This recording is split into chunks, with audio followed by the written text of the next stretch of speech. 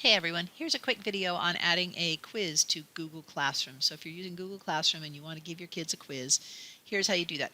The first thing you want to make sure is that you are using your teacher account in Google. So I'm going to click on the portrait up here and I'm going to choose my teacher account, and then I'm going to go to classroom.google.com. And here's my class, Ballon STEM second semester. I go to my class and then I click on classwork and I want to create a quiz. So I'm going to click create quiz assignment. I'm going to give it a title, My Great Quiz, and I would put instructions in here. Please work carefully, answer all the questions. I can add links, I can add videos, I can have a research document, I can have a passage that I've attached here that they can read first. I can say, please read the passage attached below, or please watch the YouTube video attached below, and then I can create my quiz. Here I have the blank quiz. It's going to make it in Google Forms. I click on that, and I'm at a blank quiz. You'll notice here are questions and here are the responses. So when I want to grade the quiz, I can come over here and look at the responses.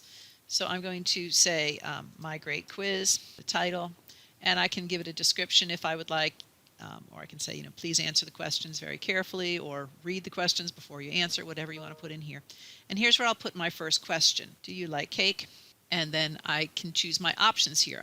By the way, I'm using a multiple choice question for this. And I simply click on the option, yes, and then I can either add another option, or if I click here, I can add other, where they can write in their own response. I don't want to do that. I want to add an option, and I'm just going to say no. I can actually put a little image here. So if you're working with younger students, you can put like a smiley face or a frowny face, whatever works for you. And now I'm ready to add another question. I can copy this question if all of mine are going to be similar in format. So for example, my next question is going to be, do you like pie?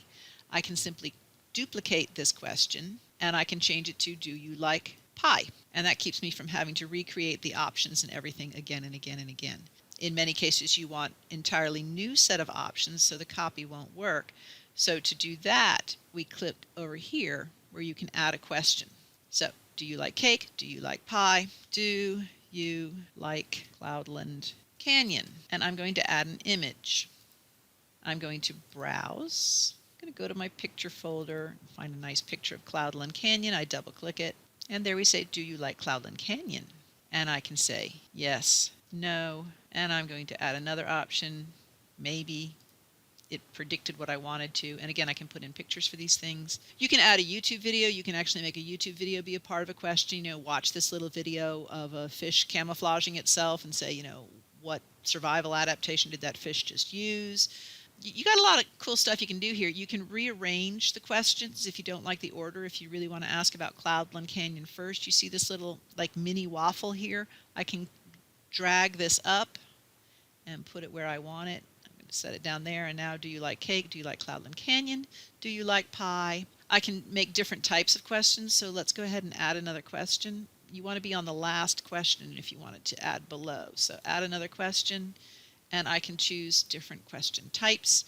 I can do check boxes. I can do a drop-down box that they choose from. You can do like they call it a linear scale. I'm used to calling it a Likert scale. On a scale of 1 to 10, how do you feel? You can do a multiple choice. You can play with all these different options. You can put in paragraph, short answer, where they get to write a paragraph or a short answer. Now I've created my quiz. I need to assign what is the correct answer so that I can have it automatically graded. Now obviously this is an opinion piece, so I wouldn't be assigning answers, but for demonstration purposes, down here at the bottom we have answer key. If you click on answer key, it allows you to assign points. I'm going to assign just 1 point per question, but you can assign 5 points per question. In fact, it's a small quiz. Let's assign 5 points per question. And then you simply select what the correct answer is, and you can add the answer and feedback. So I can type what my correct answer is and my incorrect answers, and I can put in, this is the correct answer because everybody should like pie, and hit save. I'm going to cancel. And then I just click done, and I would do that for all of my questions. So I'm going to click on this question, we click on answer key, and again I'm going to make it 5 points. And yes, everyone should like Cloudland Canyon, and we'll say done. And I would do that for the entire quiz. The other thing you want to do is you want to come up here to the title, and while I've got my title here, like with all Google Docs, you have to change it up here for the actual file name essentially. So I'm going to say Great quiz. And then we're going to go into the settings.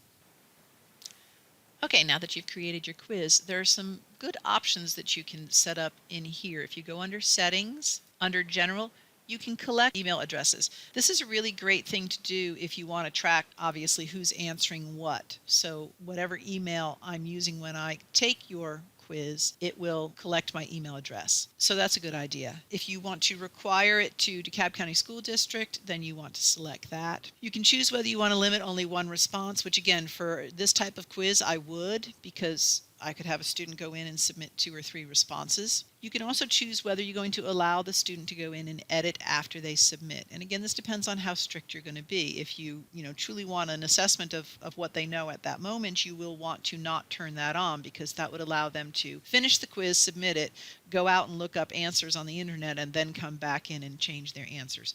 So I would probably not leave that selected. And you can choose to see summary charts and text responses, which obviously if you're going to have open-ended questions, you're going to need to do that. Under presentation, you can let it show the student a progress bar. So if it's a 10-question quiz and they're on question 1, it lets them see, how far they have to go.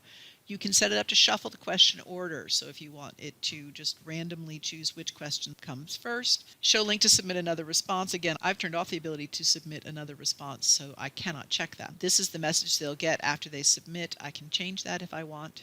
If I go to quizzes, make this a quiz, it will assign point value to the questions and allow auto grading. So that's very useful if you don't want to have to grade everything yourself. You can turn on locked mode, as we talked about earlier. That does not allow them. Basically, it's like our NWEA browser where it locks it. They can't tab out and go look up things. You can release the grade immediately after submission, so as soon as they finish the quiz, they get their grade, or you can have them be able to see it later. And then this is kind of self-explanatory here. They can see missed questions, correct answers, and point value. So we're going to hit save for that. We're almost done now. We have to get our quiz to our students. There are a couple of ways we can do this. Since you're working within Google Classroom, you're probably just going to have them go to it straight from their class there. But if you do wish to send them a link to it, or you need to post the link somewhere else, you're using Verge, or you're just going to email them directly, you want to click on the Send button. And in here you can actually directly send it to people by inviting them here by typing in their email addresses. Here's the message that they'll get in their email. You can actually include the form in the email or not. You can also copy the link. So if I click on this chain and I select my link here and choose copy, I can then paste this wherever I want. And I can use a shorter URL if I want, but if it's going to be a link, I don't usually bother. But if you want a shorter URL, you can click that and get a shorter URL. Copy that and paste it wherever you want it to go. You can share it to Facebook, to Twitter, but in this case we're going to stay just within Google Classroom, so we're going to cancel this. And because Google automatically saves forms, there's nothing to save. We're pretty much done, but we do have to go back to our assignment. So I'm going to close this form and go back to my classroom, and I have to assign the quiz. So I have to say what course it's for, and I only have the one, Belon STEM. I'm going to assign it to all students. I'm going to make it worth 100 points. Maybe I'll give it a due date, let's say the 9th. I'm not going to give it a topic or any of those things. And so now I have to hit the Assign button. I can assign it right now by clicking Assign, or I can schedule it for a later date. If I don't want to assign it till tomorrow, I can choose to schedule that. I'm going to go ahead and assign it. I'm going to now pop over and look at it from the student point of view. So I'm going to go into my account as a student, and there's my teacher's class. I'm going to click on it, and I need to see, oh look, there's a quiz coming up, My Great Quiz. I can click on it here, or if I go under the classwork tab, I can see it here, My Great Quiz, and here it is. Remember, I didn't really type full directions, but it would say, please take this quiz. So I'm going to click on my quiz, and it opens up the quiz, and they're going to take it. Yes, I like cake. Yes, I like Cloudland Canyon. No, I don't like pie. And I'm going to submit, and it tells me that my response has been recorded, and I can view my score now. So I'm going to click on View Score, and I can see, oh, yay, I got that right. I got that right.